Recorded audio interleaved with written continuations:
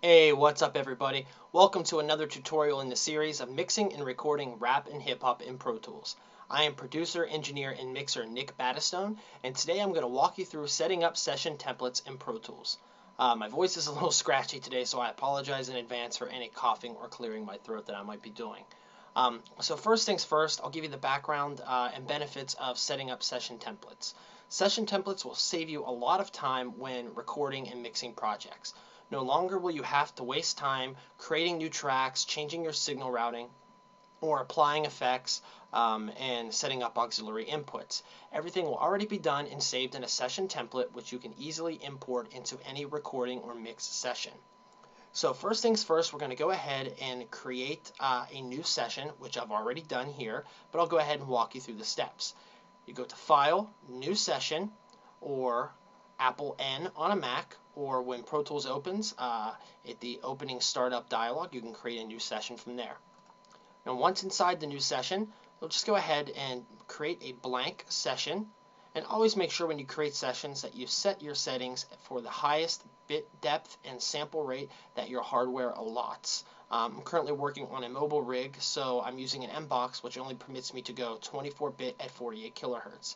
If you're working on a Digi 002 or 003 or some other third-party hardware, you might be allotted up to 24-bit 96 kilohertz. If you're working on Pro Tools HD, Excel, or Pro Tools HDX, you may get up to 192 kilohertz. But anyway, setting the highest quality and sample rate and bit depth allows you for the highest quality of recording. I know that most of the time we always bounce down to lower sample rates and bit depths, but again, starting from the highest quality always allows you the highest quality in recording. Okay, so next we're going to set the audio file type and set it to broadcast wave. Broadcast wave is pretty much the industry standard in recording. It's an uncompressed audio format. It does take up a little bit more space, but the difference in quality is well worth the larger file sizes. Also, when you're collaborating with other musicians or sending your sessions out for mix, everybody generally prefers broadcast waves. Okay, so lastly, you're going to set your I/O settings. If you're working on the same machine all the time, generally speaking, your last used settings will probably be fine. But there are some default settings if you're working on a C24 or the older Control 24, as well as the 11 rack. And then it also allows you to use your own custom settings. I've created several of my own custom I/O settings depending on what I'm doing, and in the future I will make those available for download for you. But I'll be using my PTHD Hip Hop 1 I/O settings today. And those settings allot for my hardware inputs and outputs, as well as my well-organized and labeled bus and auxiliary sends. We'll get into more of those later, and there'll be a future tutorial on how to set up your custom I/O settings.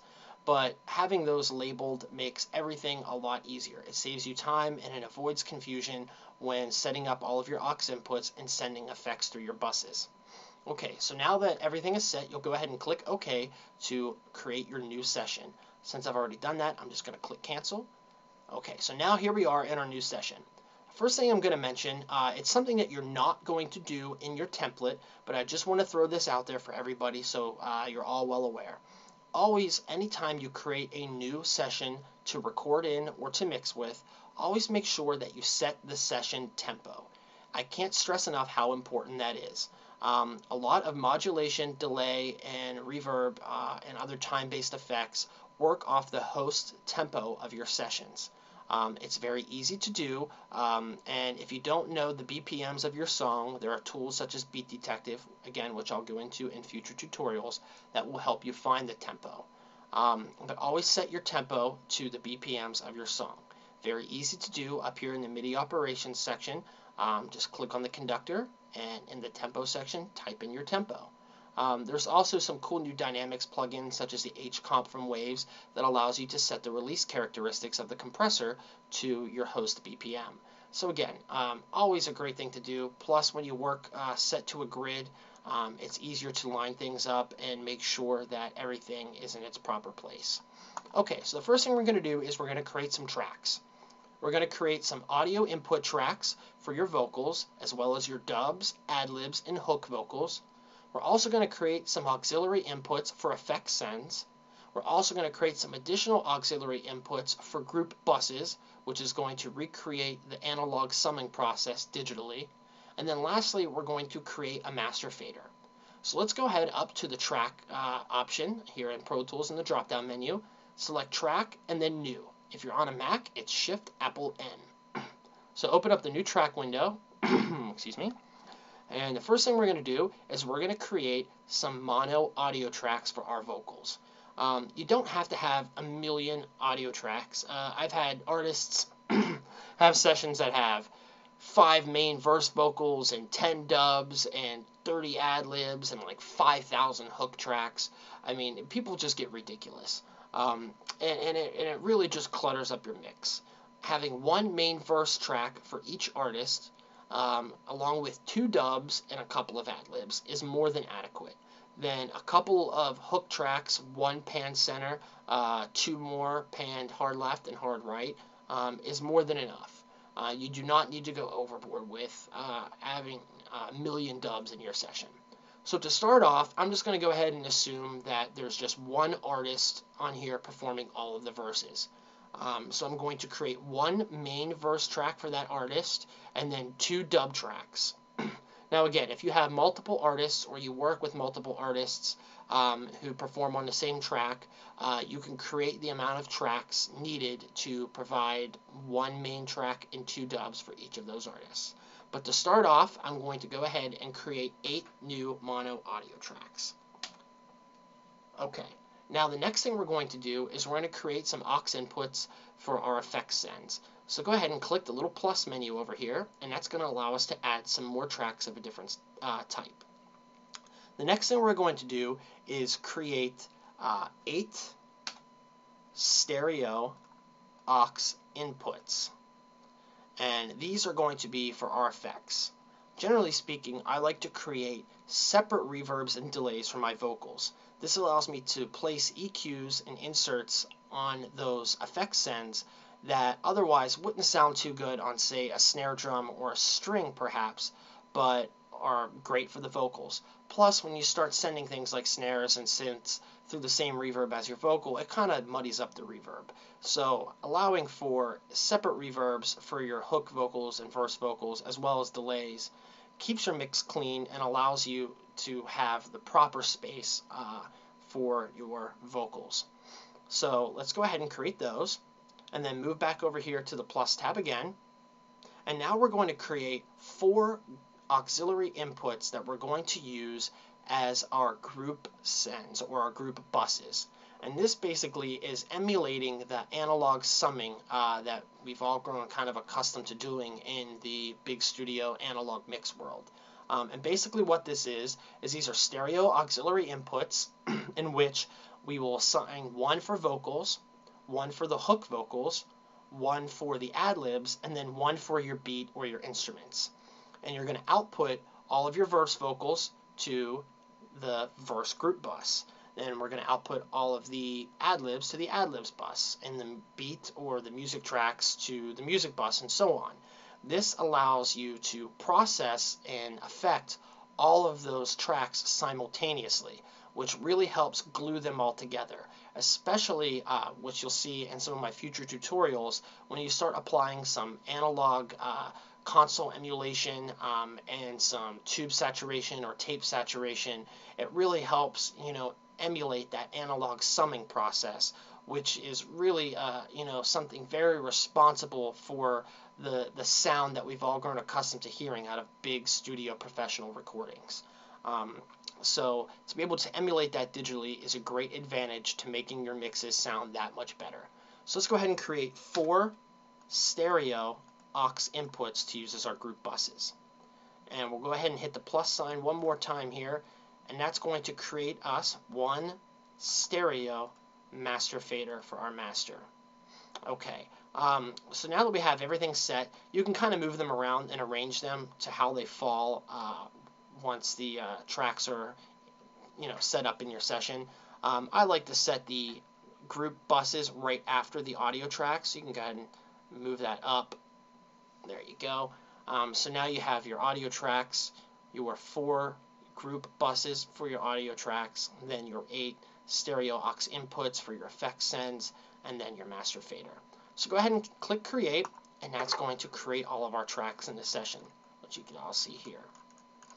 Okay, so first things first, let's start labeling tracks. As a professional mix engineer, I can't tell you how many times I've been sent sessions from artists, even well-known artists in big studios, who have sent me 32 or 48 tracks in a session, none of which are labeled. Everything's audio 1, audio 2, audio 3, and so on. And it just wastes so much time of me having to go through the session and figure out what everything is and start labeling things so I'm not confused and disorganized while I'm trying to mix. There's nothing worse than hearing an instrument that's way too loud and having no idea where the hell it is. So labeling everything is just good practice. Also, color coding things makes it a hell of a lot easier to find when you're trying to go through and find a verse vocal or a hook vocal rather quickly in a mix. So let's go ahead and start labeling things. We're going to go ahead and click on the first track here at the audio 1 in the title box here, and that'll open up the window. And let's go ahead and label this for our main verse vocal. So let's label it verse vocals M for verse vocals main. Now, if you have multiple artists and you're creating tracks for all of them, you might want to make this verse vocals main 1 or verse vocals main 2 for the next artist, and so on and so forth. But since I'm just working this as if there's just one artist on the verses, we're just going to leave it as verse vocals M. Now let's go ahead and create 2 dubs. So you can click next to move to audio 2 to change its name, or you can hold down the Apple key and use the left and right arrows to move back and forth. Now when it comes to dubs, I'm a firm believer in just using 2 of them. As I mentioned before, people can go overboard. And honestly, I think having 2 dubs, pan left and right, is more than adequate. And another thing too, a lot of people will just record one verse and then duplicate it once or twice and then pan those and try and use those as dubs. And really that defeats the purpose. The whole purpose for recording dubs is to give that thicker, fuller sound with, added dynamics and, difference in sonic characteristics. When you're duplicating the same track, you're defeating the purpose. There is no difference. Recording the same part multiple times, just even though the differences are very minor and minute, they're more than enough to thicken up and fatten up a vocal recording and to give you that thick, full sound that you're looking for. So create 2 dub tracks. We'll go ahead and make verse dub 1 and verse dub 2. Okay, so now we have our 2 dub tracks. Next, we're going to create 2 tracks for our ad-libs. I think 2 ad-libs are more than enough to get us started. So let's go ahead over here and create ad-lib 1 and ad-lib 2. Alright, now our ad-lib tracks are created. Now let's create a few tracks for our hook. The same as with the verse. I think it's a little ridiculous to go overkill and create 10 tracks and stack a whole bunch of them. Sometimes for certain songs that works, especially if it's a singing part that has various octaves or harmonies and things of that nature, then of course you need more tracks. But if it's just one person singing or rapping a hook, you don't need 20 tracks. Again, 1 track pan dead center, and then 1 track hard left and 1 hard right is more than enough to start. If it's not what you're looking for later on, it doesn't hurt to add more tracks and work from there. But you don't have to have a million tracks from the start. So let's go ahead and create our hook center, or, helps if I move over to the next track. Alright, hook C, or hook center. You can also make it hook M for hook mid, or main, or middle, whatever. Then let's make a hook left, and a hook right. Alright, now that all of our tracks are labeled, let's go ahead and click OK, and X out of that. And then let's go ahead and color code these really quick before we start labeling the aux inputs and such, just so we can get a little bit of organization going here. Like I said, color coding, it's not something that's necessary, but hey, if it wasn't useful, Pro Tools wouldn't have put it in here. It really does help you find things in a hurry and keep your session a little bit more organized. So let's go ahead and color code these 3 verse tracks, the main and the 2 dubs, the same color here together. So click on the first, hold down the Shift key, then click on the last one to highlight all three. Then double click on the Color tab, which will open our color palette window. We'll go ahead and make them this orangish yellow right here. Now you can add saturation or take away saturation depending on whatever it is you like. I usually keep mine around 80%. You can also toggle it off and on and only have the tab at the end colored, or you can color the whole track. You can also adjust the brightness to taste. I keep both around 80% or so. Okay, so now that that's selected, we'll go ahead down to the ad-libs. Click on the first, hold Shift, then click the last. And we'll make those this kind of bluish color here. Now we'll go to the hook, same thing. Click on the first, hold down Shift, then click the last. And we'll make them this purple color. Alright, now since we're going to be changing colors here again in a minute, we won't close the color palette just yet. But let's go ahead and scroll down here to the aux inputs. Now let's go ahead and start labeling some aux inputs for our effects sends. As I mentioned, I like to create separate reverbs and delays for my vocals. Sometimes I will create a separate reverb and delay for each artist, or I'll create a separate one for the verse vocals and a separate for the hook vocals. It just depends on the sessions and what I feel each song needs. For now, I'm just going to go ahead and create a main vocals reverb and a main vocals delay that the hook and the verses will share. If I decide later that the hook needs a separate reverb, then I will create it. So let's go ahead and double click on aux 1 to bring up the naming window here again. And let's go ahead and type in Vox Reverb, RVRB. Go ahead over to the next so we can make a delay. Vox DLY for delay. Now we'll go ahead and add a couple of effects and delays. And the next track that I always like to create in each of my sessions is a plate reverb. Plate reverbs are beautiful and can be used on a lot of things and can really add some space and depth to your mix. So let's go ahead and create a plate, and then we'll go ahead and create a room reverb. Room reverbs are great. I use them a lot on vocals, especially in hip-hop. They also sound great when you send an entire drum kit through the group bus to a room to kind of just give it some space and some presence in the mix. And believe it or not, the Deverb that comes stock with Pro Tools, their room 2 setting is actually not a bad room. Generally speaking, the Deverb sucks, but hey, I mean, it gets the job done on the room 2 setting.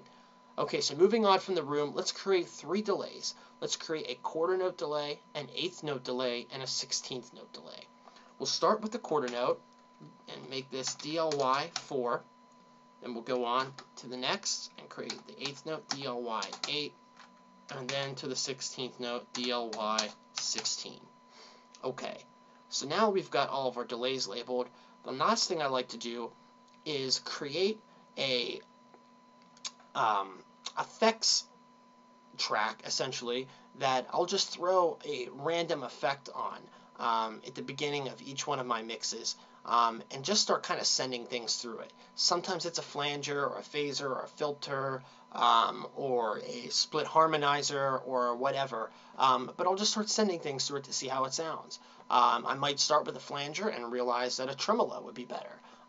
Or, you know, whatever. It's just experimenting. But having that track already there kind of gives you a foundation for your creative exploration and experimentation in your track. If you don't have one there, chances are a lot of times you won't even think of kind of setting one up. You'll just kind of go through the mix using what you have.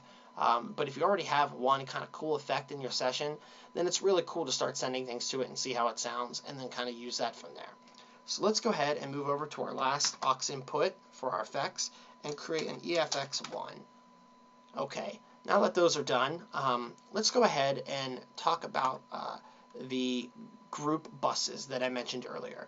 I come from, the big studio analog world of mixing, and I apply a lot of those techniques and practices to the digital world. Now, of course, we all use Pro Tools and Pro Tools HD and HDX in the big studios. But, one of the big things that makes those big studio mixes sound the way they do is the analog summing. That really is what makes those mixes have that punch and that sound that we all look for. A lot of the consoles, the way that audio is summed through the big analog consoles, and even with, some outboard gear like the Dangerous 2 bus is an analog summing device that you can use. A lot of those, just give your mixes that extra punch and warmth and space in the field. So it's one of those things that I like to recreate digitally. So I will create a group for the vocals, the verse vocals. I'll create a group for the ad-libs. I'll create a group for the hook vocals and a group for the music. Now, I'm just using regular stereo auxiliary inputs, the same as we used with our effects. And so we'll go ahead and label those really quick. We'll start off with our music. Then we'll move on to the verse vocals, then to the ad-libs, and lastly to the hook. I'll go ahead and click OK. Now let's go ahead and just make those a brighter color green so we don't get them confused with the other aux inputs. Go ahead and click on the last or the first to highlight them all while holding Shift and make it a brighter green. And again, I was supposed to put these right after the audio tracks, but I kind of forgot because I created my effect sends first. I'm just going to move those up. Okay, there we go.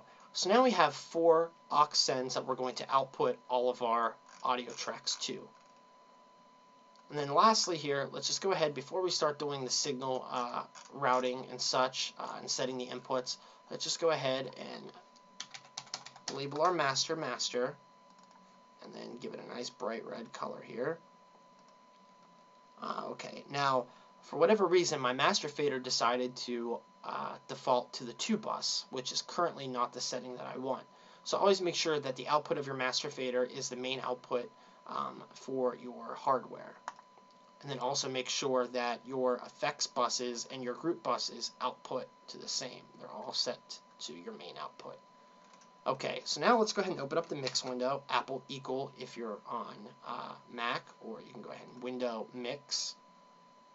Alright, now the first thing we're going to do is start setting some inputs. We have to set bus inputs to all of these auxiliary tracks so we can send signal to them. Now let's go ahead and start with the effects. Now, as I mentioned before, I have all of my buses labeled. By default, your buses are labeled bus 1, 2, bus 3, 4, bus 5, 6. Now, you see the list. You have Vox Reverb, Vox Delay, Plate, Room, Delay 4, and etc. here.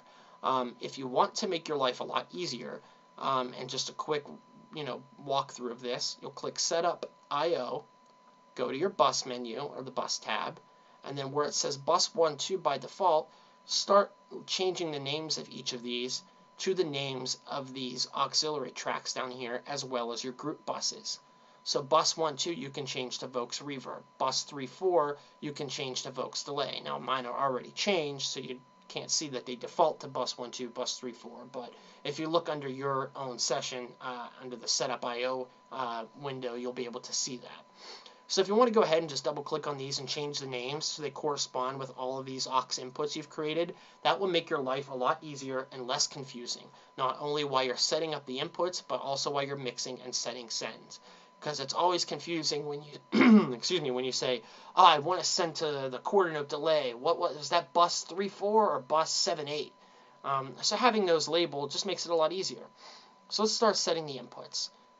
Go to the input section of the auxiliary input track, select bus to open the bus menu, and go ahead and start setting your inputs and selecting your buses. If you labeled them, then just go ahead and select the inputs that correspond to each track.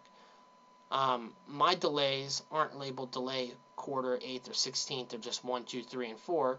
So I'll just set my 16th delay as delay 3, my 8th note, delay to delay 2, my quarter to delay 1.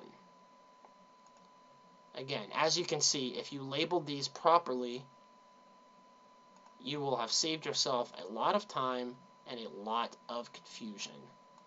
And you can see how much easier it is to just go through here and set all of these. And when you start sending signal to these through your tracks as you're mixing, it will make things a lot easier. Vox Reverb 1. Okay, now we're going to do the same thing with the group buses that we've created here. So hook, bus, I have a hook Vox bus set up. I have an ad-libs bus set up. And the same with my verse folks, and my music. Okay. Now the next thing you want to do is go ahead and solo save all of your auxiliary inputs. What this does is it allows you to solo out tracks in your mix without bypassing these auxiliary inputs. Say you have a reverb sent from your hook C track to the plate reverb input over here, and you want to solo out your hook to hear how the reverb sounds on its own independently. If you click solo on the hook C and the plate reverb isn't solo saved or also soloed, you will not hear the reverb. It will bypass this reverb and only play signal dry from this track. So in order to prevent that from happening, as well, with your grouping or your group buses here, just go ahead and solo save everything. This will allow anything that's solo saved to still play and still send signal when other tracks are soloed. So if you're on Mac, just go ahead and hold down the Apple key and click the solo button on all of these aux inputs. There has been many confusion from people who have not solo saved before and soloed out a track and wondered why they can't hear any of their reverbs or delays. Okay, now go ahead and save your session at this point. If you're on Mac, it's Apple S or File Save. Always make sure you're saving your session anytime you make any changes. It's just good practice, and it prevents you from losing hours of work. Believe me, we've all done it, and it's not fun, and it keeps you from banging your head against the wall, which also isn't fun, especially if there's no film on it. Okay, so lastly, the last thing we're going to do is we're going to go ahead and set the outputs of our audio tracks to their corresponding group buses. Now, since this is a template, we don't have our beat or our music in here for the track, but whenever you import or you create a new session and you import your beat or your music tracks into the session, you're going to want to go ahead and output all of those tracks the same as we're going to do here, but output them all to the music bus. Now we're going to go ahead and start with the verse vocals bus. Go to the output, which is currently set to the main output. Click on it, click bus. Then we're going to go ahead and send it to the verse vocals, which you'll see highlighted in yellow here. Now we're going to do the same to the dubs, outputting it to the verse vocals group. Now we'll do the same thing here really quick to the ad-libs and as well to the hook. Now essentially what this is doing is it's taking the signal from the audio track and it's outputting that signal through the bus into the input of the group auxiliary input or the group bus. Then from the group bus, it's outputting it to the main output or the master fader. So audio is coming from this verse vocals through the verse vocals bus out to the input of the verse vocals group bus right here. And then that's outputting to the main output or the master fader. So now you can still apply effects and inserts to the individual tracks and mix them the same as you always would, but now you can apply effects collectively to all three of the verse vocals simultaneously by applying anything to this verse vocals bus. Anything you do to this group bus will be applied to all of the tracks that are sent to it, which will be all of these verse vocals or all of the ad-libs to the ad-libs bus, and the same for the hook. This allows you to create some saturation plugins or some additional dynamics, some compression to just help glue everything together and make it sound that much tighter and fuller of a mix. Okay, now everything's set. The last thing I'm going to mention is the inputs on your audio tracks. You don't have to worry about setting those now. It takes just a quick second to set your inputs every time you open a new session. Besides, if you're working on a different interface today you might be on an Inbox, tomorrow you're on a Digio 2, then your input settings aren't really going to be the same perhaps. So just setting those before you record is the easiest thing to do. But if you're always working on the same interface, then it doesn't take more than a second to go ahead and just set all of your audio track inputs to the track or to the channel in which your microphone is plugged into. Okay, so that's it for this tutorial today. The next one is going to be on starting to set some effects plugins on all of these auxiliary inputs, as well as some processing on the master fader before you recorded mix, as well as setting some minor dynamics and saturation plugins on your group buses. So please stay tuned for future tutorials. Again, my name is Nick Battistone, and I want you all to keep an eye out for my 10-disc DVD series, which will be a lot better than these quick things. I just throw these together at home to help everybody out.